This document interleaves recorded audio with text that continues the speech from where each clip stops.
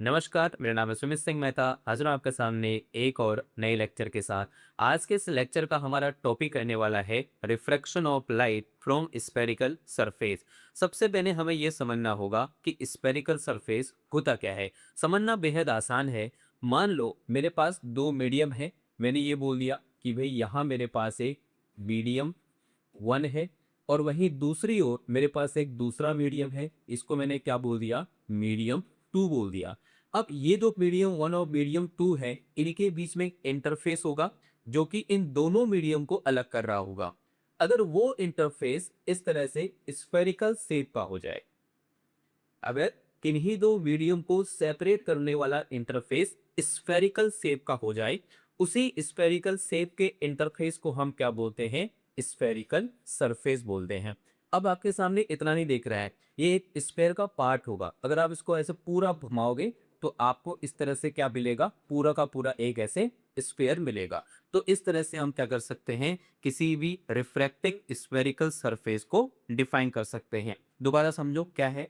इस तरह से मेरे पास दो मीडियम है और इन दो मीडियम को अलग करने वाला जो इंटरफेस है, उसका शेप कैसा है? स्फेरिकल शेप है। और उसी स्फेरिकल इंटरफेस को हम क्या बोलते हैं? स्फेरिकल सरफेस बोलते हैं। तो यहां पर जो मेरे पास है इंटरफेस है, ये कैसा इंटरफेस है? स्फेरिकल इंटरफेस है। ये क्या है हमारे पास? स्फेरिकल इंटरफेस है। इसका एक बड़ा अच्छा सा एग्जांपल है। जैसे मान लो आपके पास एक ग्लास की बोतल है, कुछ इस तरह से। मेरे पास यहाँ पर एक पेन का डब्बा है। देखो भाई, ये क्या है? एक पेन का डब्बा है। और अगर मैं मान के चलूं कि इसके अंदर मैंने वाटर भर दिया, तो ये जो इस पेन का जो ये बाहर वाला हिस्सा है, ये बस इस डब्बे का जो ये बाहर वाला हिस्सा है, ये क्या है? उन दो मीडियम को अलग कर रहा है। अंदर क्या है? वाटर है। और इसके बाहर क्या है? एयर है। और उस वाटर और एयर को ये सरफेस अलग कर रहा है। अगर आप इस सरफेस को ध्यान से देखो तो ये ऐसे कर्व सरफेस है। अगर मैं इसका एक छोटा सा पार्ट लूंगा, मतलब पूरा नहीं, पूरा तो सिलेंड्रिकल हो जाएगा, लेकिन अगर मैं इसका एक छोटा सा पार्ट लूंगा तो वो पार्ट मुझे लगेगा वो किसका हिस्सा है? एक स्फेयर का हिस्सा है। इसलिए वो सरफेस कैसी है? एक स्फेरिकल सरफेस है। इससे अच्छा एग्जांपल क्या हो सकता है? मान लो आपके पास एक ग्लास की बॉल है। ठीक है, हमने क्या मान लिया कि आपके पास क्या है? इस तरह से ग्लास की बॉल है और इस ग्लास की बॉल के अंदर क्या भरा हुआ है? इस तरह से वाटर भरा हुआ है। इस तरह से हमने क्या भर दिया? इसके अंदर पानी भर दिया। अब देखो, ये जो मेरे पास इंटरफेस है, ये इंटरफेस दो मीडियम को अलग कर रहा है। अंदर क्या है भाई? हमारे पास वाटर है और बाहर क्या है? हमारे पास एयर है। और ये जो इंटरफेस है, इसका शेप कैसा है? स्फेरिकल शेप है। यानी ये किसका एग्जाम्पल हो गया? स्फेरिकल सरफेस का एग्जाम्पल हो गया, या स्फेरिकल रिफ्रैक्टिंग सरफेस का एग्जाम्पल हो गया। ऐसे आप अपने चारों ओर बहुत सारे एग्जाम्पल देख सकते हैं। ठीक है, अभी तो इसके अंदर वाटर है, ये ऐसा भी हो सकता है। कैसा? जैसे ये मेरे पास एक ग्लास है और अभी ये खोखला नहीं है। अभी इसके अंदर क्या है? पूरा ये ग्लास से भरा हुआ है, यानी पूरा इसके अंदर क्या है? कांच है, या बोल सकते हैं शीशा है। और अंदर क्या हो गया? फिर ग्लास हो गया। ये एक मीडियम है। अब ये एक इंटरफेस है। तो इसके बाहर क्या होगा भाई? मान लो ये जो ग्लास की बॉल है, ये पानी के अंदर डाली हुई है। तो पानी और इस ग्लास को ये इंटरफेस अलग कर रहा है। यहाँ क्या है भाई? वाटर है, बिकॉज हमने इस ग्लास को कहाँ डाला है? वाटर के अंदर डाला हुआ है। तो ये जो इंटरफेस है, इस ग्लास और वाटर को अलग कर रहा है। तो ये जो यहाँ पर इंटरफेस है, ये क्या है? मेरा स्फेरिकल इंटरफेस है। और इसी को हम क्या बोलेंगे? स्फेरिकल रिफ्रैक्टिंग सरफेस बोलेंगे। तो ऐसे आप बहुत सारे एग्जाम्पल हमारे चारों ओर स्फेरिकल सरफेस के देख सकते हैं। अब थोड़ा सा कैसे हम इस स्फेरिकल सरफेस को और डिटेल में यहाँ पर बनाएंगे, वो हमें यहाँ पर समझना है। देखो भाई, अगर मैं उस स्फेरिकल सरफेस के साथ डील करना चाहता हूं तो उसको बनाने का एक थोड़ा सा तरीका होता है। जैसे क्या तरीका होता है? अगर मैं ये करूं, ये मैंने एक यहाँ पर सरफेस बनाया। ठीक है, ये सरफेस 3D में होगा। ठीक है, आपको दिख रहा है कि ऐसे ही मैंने कर्व यहाँ पर ड्रॉ कर रखा है, लेकिन एक्चुअल में ये कर्व नहीं है। ऐसे एक पूरा सरफेस है। जो सरफेस किसका हिस्सा होगा? एक पूरे के पूरे स्फेयर का हिस्सा होगा। अब मैं ये बोर्ड पे बना रहा हूँ, आपको लग रहा है कि ऐसे कर्व ड्रॉ कर रखा है। कर्व नहीं है, ऐसे पूरा का पूरा क्या है? एक सरफेस है। ठीक है, जो सरफेस किसका होगा? एक ऐसे स्फेयर का हिस्सा होगा। ये क्या होगा भाई? ऐसे के स्फेयर का हिस्सा होगा। अब इसने क्या कर रखा है? दो मीडियम को अलग कर रखा है। तो यहां एक मीडियम है, लेट अस से दिस इज मीडियम टू। ये हमारा क्या है? यहाँ मीडियम 2 है, और दूसरा मीडियम वहां होगा, इसको हम क्या बोलेंगे, मीडियम 1 बोलेंगे। ठीक है, तो ये एक काइंड का मैंने यहाँ पर रिफ्लेक्टिंग स्फेरिकल सरफेस बनाया। उसी तरह से मैं इसको सेम ऐसे ही बना सकता हूँ। अभी तो मैंने इसको इस तरह से कर्व किया सरफेस को, मैं इसको ऐसे भी कर्व कर सकता हूँ। ठीक है, अगर मैं इसको पूरा ऐसे बनाऊंगा तो मुझे क्या मिलेगा, ऐसे एक स्फेयर मिलेगा। मुझे क्या मिलेगा, इस तरह से एक स्फेयर मिलेगा। यानी यहाँ पर ये जो मेरे पास सरफेस है, ये किसका पार्ट है, एक स्फेयर का पार्ट है। तो ये क्या है, एक स्फेरिकल सरफेस है, और ये कहीं दो मीडियम को अलग कर रहा होगा, और वो दोनों मीडियम कैसे होंगे, ट्रांसपेरेंट होंगे, ये भी ध्यान देना। तो यहां पर क्या हो जाएगा हमारे पास, दिस इज अवर मीडियम 2, और ये क्या हो जाएगा हमारा इस ओर, दिस इज अवर मीडियम 1। थोड़ा सा इसको और अच्छा दिखाने के लिए कि मैं यहाँ पूरा क्या है मेरे पास, ये पूरा क्या स्प्रेड है, मीडियम 2 स्प्रेड है, और इस मीडियम 2 को मीडियम 1 से ये इंटरफेस अलग कर रहा है, और इस इंटरफेस का शेप स्फेरिकल है, इसलिए इसका नाम क्या है, स्फेरिकल सरफेस है। अब ये जो मैंने यहाँ पर सरफेस बनाई जो कि इस शेप की है, इस शेप की होने की वजह से इसका एक खास नाम है, इसको हम बोलते हैं क्या, कॉन्वेक्स स्फेरिकल सरफेस। ये किस शेप की है भाई, कॉन्वेक्स स्फेरिकल सरफेस। किस शेप की है ये, कॉन्वेक्स शेप की है। वही दूसरी ओर ये कैसा है भाई, कॉनकेव है, तो इसका नाम क्या हो जाएगा, कॉनकेव स्फेरिकल सरफेस। पूरा आप लिख सकते हो, ये क्या है, कॉन्वेक्स स्फेरिकल सरफेस, और ये क्या है हमारी कॉनकेव स्फेरिकल सरफेस। तो इस तरह से हम जब इसके साथ डील करेंगे तो स्फेरिकल सरफेस को हम इस तरह से बनाते हैं। ये क्या है, कॉन्वेक्स, और ये क्या है, कॉनकेव। अब यहाँ पर है इनसे रिलेटेड कुछ इंपोर्टेंट टर्म्स। अब उन टर्म को डिस्कस करना बहुत जरूरी है आगे बढ़ने से पहले। ठीक है, जैसे किसी भी एक सरफेस को ले लो, मैं यहाँ पर कॉन्वेक्स को ले रहा हूँ, तो ये मैंने मान लिया यहाँ पर इस तरह से क्या है, ये कॉन्वेक्स स्फेरिकल सरफेस है। तो मैंने ऐसे कुछ बनाया, तो this is our convex spherical surface. ये क्या है हमारी, इस तरह से थोड़ा सा और अच्छा बनाते हैं, ये हमारी कॉन्वेक्स स्फेरिकल सरफेस है। अगर मैं इस सरफेस को पूरा ऐसे बनाऊंगा, या तो अपने दिमाग में बनाओ, या फिर मैं आपके सामने ऐसे बोर्ड पे बना दे रहा हूँ, तो ये अगर मैं इसको पूरा ऐसे बनाऊंगा तो मुझे क्या मिलेगा कि ऐसे एक स्पेयर मिलेगा। यानी ये सरफेस किसका पार्ट है, एक स्फेयर का पार्ट है। अगर ये स्फेयर है तो इसका कुछ सेंटर होगा, हाँ जी होगा। तो मान लो सेंटर यहाँ पर है, मान लो क्या वहीं पर होगा, सेंटर पे होगा, और इस सेंटर का ही नाम होता है, इसको हम बोलते हैं क्या, सेंटर ऑफ कर्वेचर। क्या बोलते हैं इसको हम, सेंटर ऑफ कर्वेचर बोलते हैं।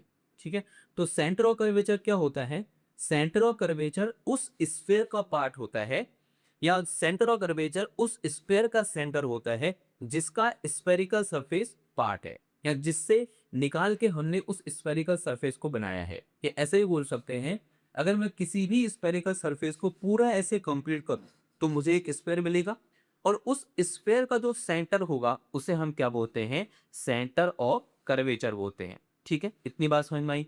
अब अगर ये स्फेयर है तो इसकी रेडियस भी होगी, हाँ या ना, आंसर है हाँ।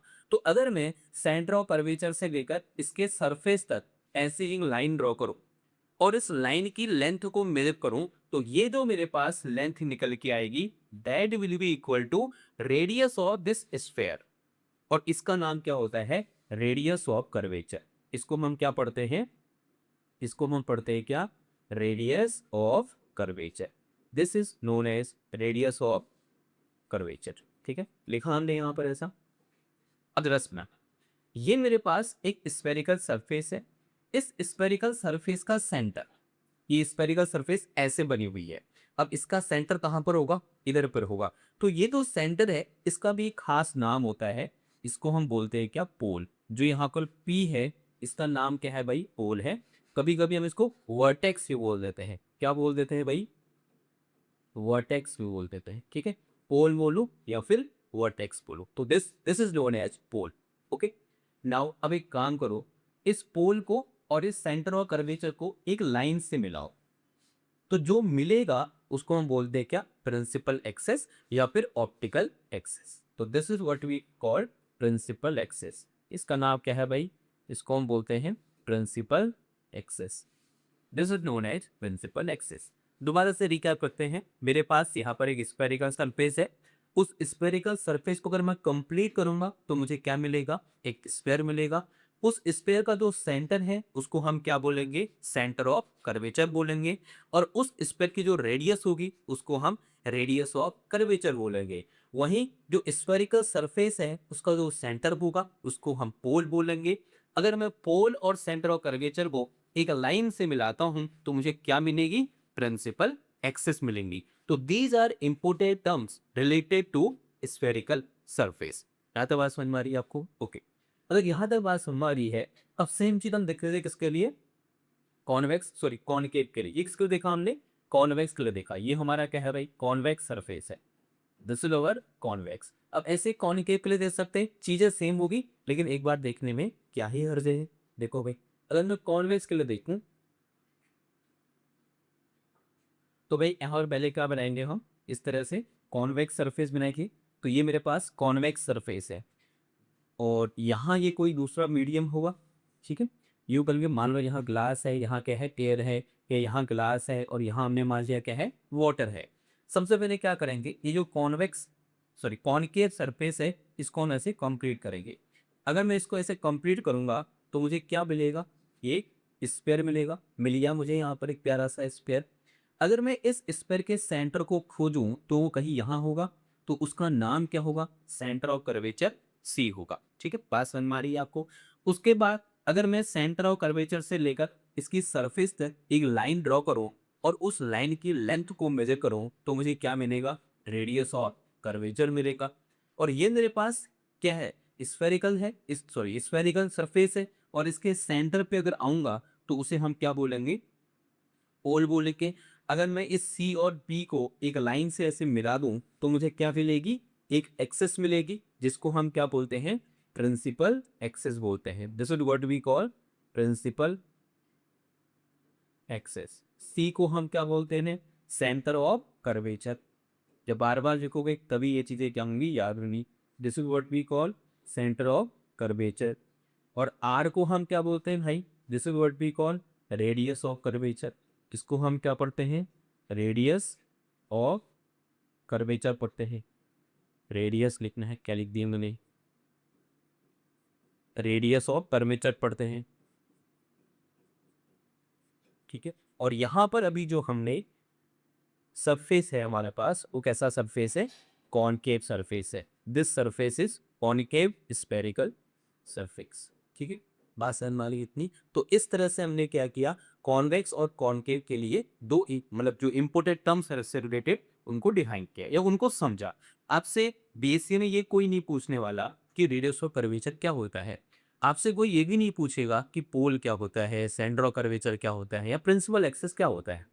लेकिन अगर आपको पता नहीं है कि पोल कहाँ है, सेंटर ऑफ कर्वेचर कहाँ है, प्रिंसिपल एक्सेस कैसे ड्रॉ करूंगा या करूंगी, तो आप आगे रे ऑप्टिक्स में काम नहीं कर सकते। आगे जो भी चीज़ें आएंगी उनसे रिलेटेड चीज़ें आप सॉल्व नहीं कर सकते। तो ये बेसिक चीज़ें हमारे लिए जानना गया है, बेहद ज़रूरी है, और अभी हम उसी में काम कर रहे हैं, ठीक है ना।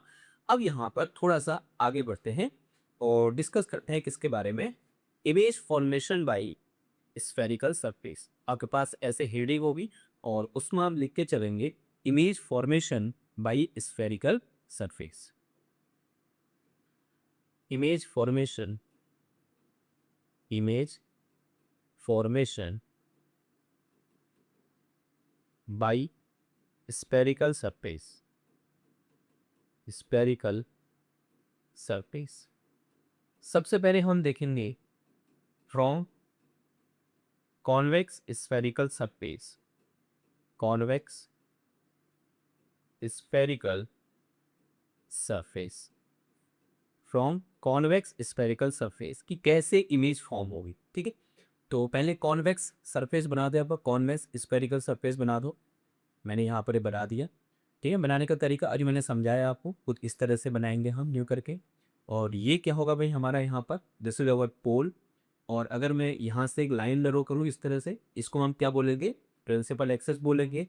अगर ये मेरे पास कॉन्वेक्स है तो इसका सेंटर ऑफ कर्वेचर कहीं यहाँ लाई करेगा। ये हमारा सेंटर ऑफ कर्वेचर क्या हो गया, सी हो गया ना। केस फर्स्ट में हम बात करेंगे, तो यहाँ पर जो केस फर्स्ट है तो यहाँ पर हम डिस्कस करने वाले हैं, this is our case A. यहाँ पर जो ऑब्जेक्ट है it is very far away from the pole, ठीक है। तो हम क्या बोल रहे हैं कि object is far away from pole. जो मेरा ऑब्जेक्ट है वो पोल से बहुत दूर है, ये मेरा पोल है, और जो ऑब्जेक्ट है वो पोल से बहुत दूर है। मान लो ऑब्जेक्ट कहीं यहाँ पर है, लेट अस से this object is point size object, और इसको मैंने क्या बोल दिया, ओ बोल दिया। अब मुझे इमेज फॉर्म करनी है, तो कैसे करेंगे भाई, यहाँ से मैं एक रे को लाऊंगा और मैं अज्यूम कर रहा हूँ कि ये रे यहाँ पर इस तरह से इंसिडेंट हो रही है on this spherical surface. Now medium में चेंज हो रहा है, क्योंकि बिकॉज ये इस मीडियम से इस मीडियम में लाइट रे ट्रेवल कर रही है, तो यहाँ पर क्या होगा, रिफ्रैक्शन होगा। अब रिफ्रैक्शन के बाद लाइट रे कहाँ की ओर बेंड होगी, ये जानने के लिए मुझे क्या करना पड़ेगा, यहाँ पर एक नॉर्मल ड्रॉ करना पड़ेगा। और अगर स्पेरिकल सरफेस है तो स्पेरिकल सरफेस में नॉर्मल हमेशा कहाँ से ड्रॉ होता है, सेंटर ऑफ कर्वेचर से ड्रॉ होता है। तो ये मेरा सेंटर ऑफ कर्वेचर है, तो यहाँ से मैं क्या करूंगा भाई, इस तरह से एक नॉर्मल ड्रॉ कर दूंगा, कर दिया मैंने नॉर्मल ड्रॉ। अगर यहाँ पर ये मीडियम चेंज नहीं होता तो ये लाइट रे सीधे इसी पाथ में आगे निकल जाती। बात समझ में आ रही है आपको। अगर यहाँ पर ये मीडियम चेंज नहीं होता, ये मीडियम स्पेरिकल सरफेस यहाँ पर नहीं आता और दूसरा मीडियम नहीं आता, तो लाइट रे सीधे ऐसे आगे निकल जाती। लेकिन अभी मीडियम चेंज हो गया है, मान लो ये रेयर मीडियम है और ये डेंसर मीडियम में है, और जब लाइट रे रेयर से डेंसर में जाती है then it will bend towards the normal. तो ये इस तरह से क्या होगी, नॉर्मल की ओर बेंड हो जाएगी, और ऐसे कुछ मुझे रिफ्रैक्टेड रे देखने को मिलेगी। And this here we have image I, और यहाँ मुझे इमेज आई देखने को मिलेगी। अब यहाँ पर ये इंसिडेंट रे है, ये नॉर्मल है, तो ये एंगल क्या हो जाएगा, आई हो जाएगा। ये नॉर्मल है, सॉरी ये नॉर्मल है, तो ये एंगल क्या हो जाएगा मेरा, आर हो जाएगा। ये इंसिडेंट रे है, ये रिफ्लेक्टेड रे है, ये इमेज है, और ये ऑब्जेक्ट है। तो इमेज कहाँ बन रही है भाई, कहीं यहाँ बन रही है इस मीडियम में। लेट अस से यहाँ से ये v डिस्टेंस पर इमेज बन रही। और एक चीज ध्यान रखना, जो भी डिस्टेंस आप मेजर करेंगे वो हमेशा कहाँ से करेंगे, इस पोल से करेंगे। जो भी डिस्टेंस आप मेजर करेंगे वो कहाँ से करेंगे, पोल से करेंगे। लेट अस से this distance is v, image distance v हो गया। वैसे ही ऑब्जेक्ट डिस्टेंस क्या हो गया मेरा, ये u हो गया। और यहाँ से लेकर यहाँ तक ये डिस्टेंस क्या हो जाएगी, हमारी रेडियस ऑफ कर्वेचर r हो जाएगी। ठीक है, बात समझ में आती इतनी। तो भाई यहाँ पर हमारी क्या हो रही है, इमेज फॉर्म हो रही है। दिस इज केस फर्स्ट, या केस ए बोल सकते हैं इसको आप। उसी तरह से केस बी, अगर हम बी की बात करें, ये बड़ा इंपॉर्टेंट है। मैं यहां पर ये बोल रहा हूं, if object placed at focus, if object place at focus. अब भाई फोकस कहां पर होगा, हमने तो लेंस के लिए फोकस पढ़ा है ना, स्फेरिकल सरफेस के लिए फोकस पढ़ा है, ऐसा आप सोच रहे होगे। लेकिन जो लेंस है उसमें भी तो स्फेरिकल सरफेस ही होते हैं, होता है नहीं होता है। जो लेंस है वो क्या है, this is a medium which is bounded between two spherical surface. अगर हम कॉन्वेक्स की बात करें तो वो क्या होगा भाई, उनमें दोनों ओर से क्या होंगे, कॉन्वेक्स स्फेरिकल सरफेस होंगे। अगर मैं प्लेनो कॉन्वेक्स की बात करूं तो एक ओर से प्लेन होगा, एक ओर से क्या होगा, कॉन्वेक्स होगा। तो जो लेंस है उसमें भी तो क्या होते हैं, स्फेरिकल सरफेस होते हैं, तो उसका भी तो फोकस होता है। अगर उसका फोकस है तो इसका भी फोकस होगा।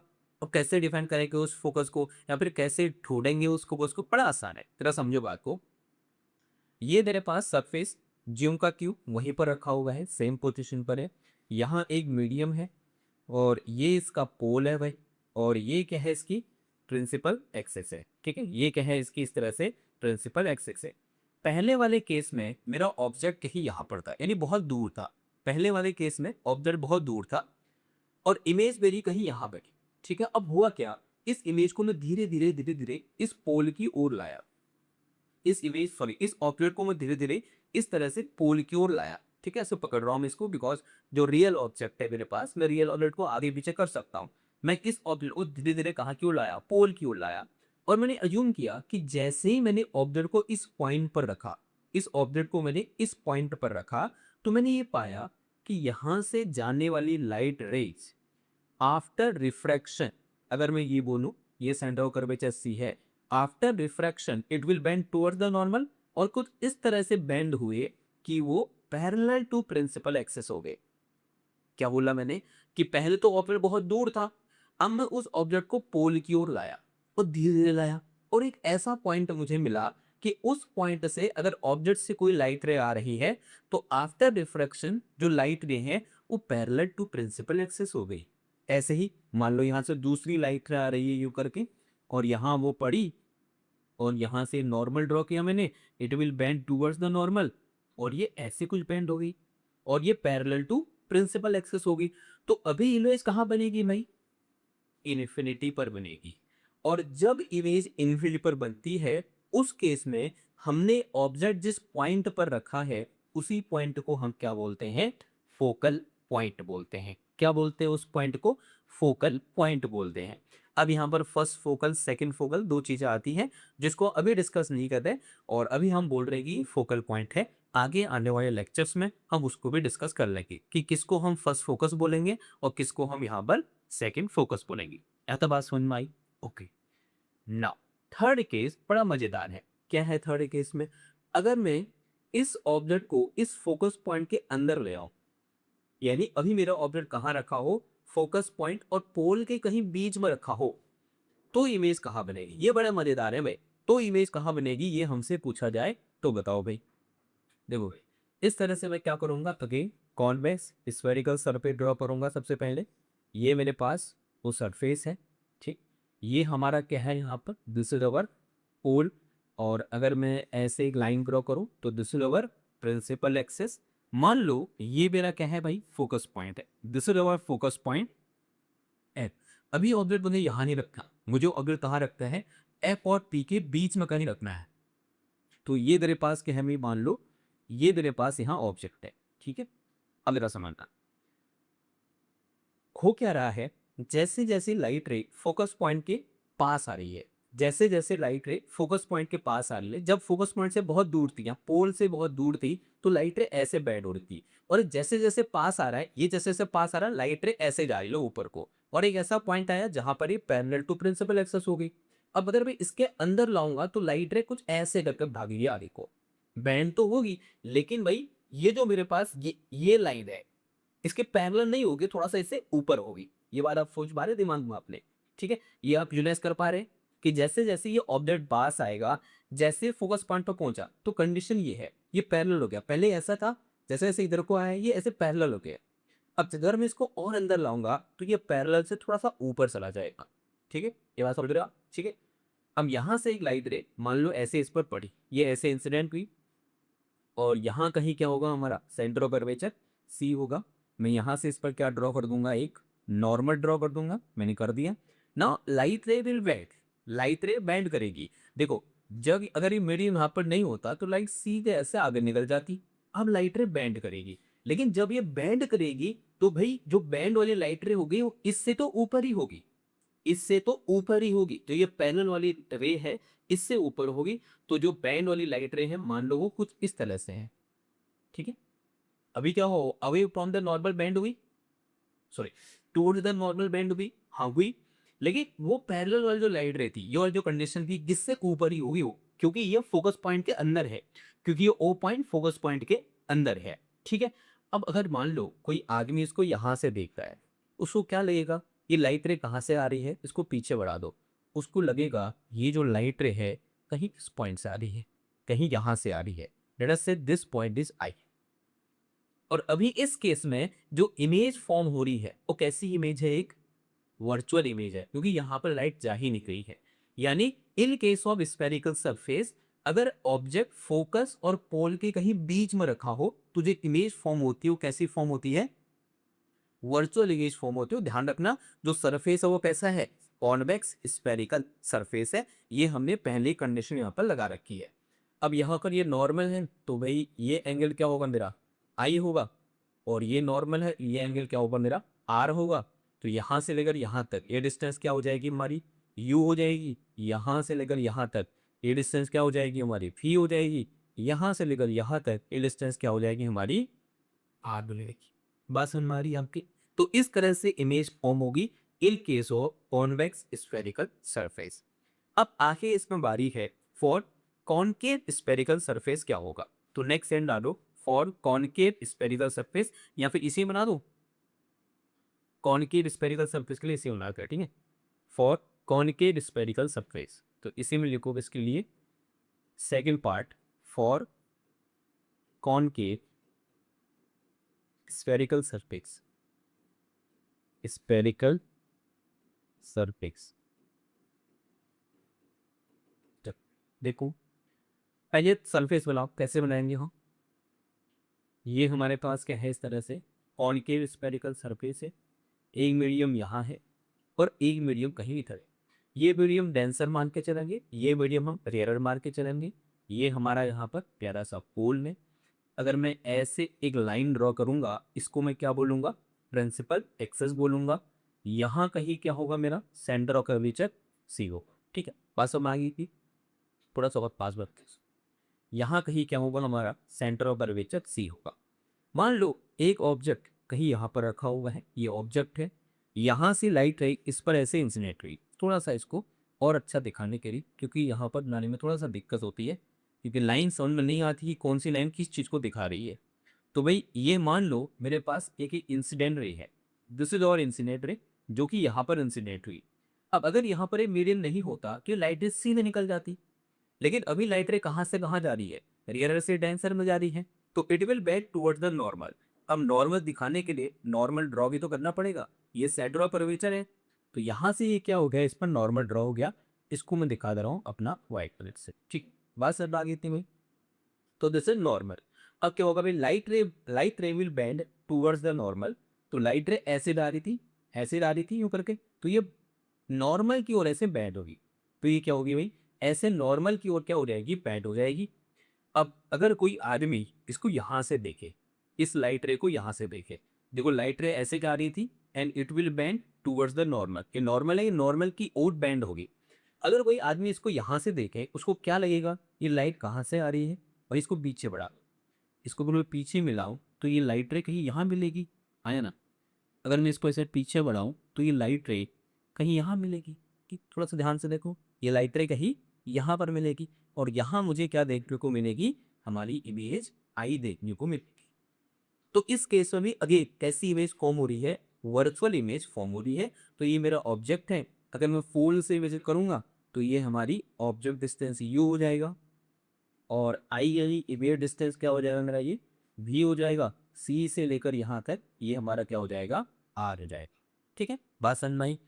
अब हमारा अगला एम क्या होने वाला है, हमारा अगला एम है यहाँ पर यू वी आर और इन मीडियम का रिफ्लेक्टिव इंडेक्स। जैसे मान लो इस मीडियम का रिफ्लेक्टिव इंडेक्स n1 है, इसका n2 है। उसी तरह से इस मीडियम का रिफ्लेक्टिव इंडेक्स n1 है, इसका n2 है। वैसे यहाँ इसका n1, इसका n2, इसका n1, इसका n2, ऐसे मेरे पास इनका रिफ्लेक्टिव इंडेक्स है। मुझे इन रिफ्लेक्टिव इंडेक्स और यू वी और आर के बीच रिलेशन निकालना है। और उसके लिए हम क्या करेंगे, यहाँ पर अगेन से रे ऑप्टिक्स और स्नेल्स लॉ का यूज करते हुए इस रिलेशन को निकालेंगे। वैसे अगर आपको याद है तो ये जो सेम रिलेशन हम निकालने वाले हैं, हमने पहले भी निकाला है, किसकी हेल्प से, फॉर्मेट प्रिंसिपल की हेल्प से। लेकिन अभी हम किसका यूज करेंगे, जो स्नेल्स लॉ है उसका यूज करेंगे। ठीक है, बात समझ में आ रही है। और वहां पर इंपोर्टेंस आपको पता होना चाहिए, that is sign convention. Sign convention, वैसे आपको पता होना चाहिए कि वही साइन कन्वेंशन क्या होता है। नहीं पता है तो सुनो ध्यान से। हम पोल को लेंगे एज ए ओरिजिन, जो हमारा पोल है उसको हम एज ए ओरिजिन मान के चलेंगे। ये जो पोल है हमारा ना, इसको हम कैसे ओरिजिन मान के चलेंगे। जो पोल है हमारा उसको हम क्या मान के चलेंगे, ओरिजिन मान के चलेंगे। और अगर हम पोल से इधर को जाएंगे तो सारी चीजें कैसी होगी, नेगेटिव होगी। इसके अलग से पहले आते हैं, ये मेरे पास क्या है भाई, एक स्फेरिकल सरफेस है, ये इसकी प्रिंसिपल एक्सेस है, और ये हमारा क्या है भाई, पोल है। और यहाँ कहीं क्या होगा, ये सेंटर ऑफ कर्वेचर सी होगा। और अगर मैं पोल से कहाँ जाता हूँ, लेफ्ट में जाता हूँ, तो सारी चीज़ें नेगेटिव, चाहे वो इमेज डिस्टेंस हो, ऑब्जेक्ट डिस्टेंस हो, रेडियस ऑफ कर्वेचर हो, सब कैसा होगा, नेगेटिव। अगर मैं पोल से राइट में जाता हूँ तो सारी चीज़ें कैसी होंगी, पॉजिटिव होंगी। अगर मैं पोल से ऊपर को जाता हूँ तो सारी चीज़ें पॉजिटिव होंगी। अगर मैं पोल से नीचे को आता, पोल से नहीं, यहाँ पर प्रिंसिपल एक्सेस से ऊपर जाऊंगा तो पॉजिटिव, प्रिंसिपल एक्सेस से नीचे आऊंगा तो सारी चीजें कैसी होंगी, नेगेटिव होंगी। तो इस तरह से हम क्या करेंगे, यहाँ पर साइन कन्वेंशन का यूज करेंगे आगे आने वाले लेक्चर्स में या आगे आने वाले टॉपिक्स में। ठीक है, किधर यहाँ तक बात, ओके। नाउ अब आगे बढ़ते हैं और अपने नेक्स्ट टॉपिक यानी जो यू वी आर के भी रिलेशन है उसको निकालने की कोशिश करते हैं। तो आप इस तरह से हेड डालोगे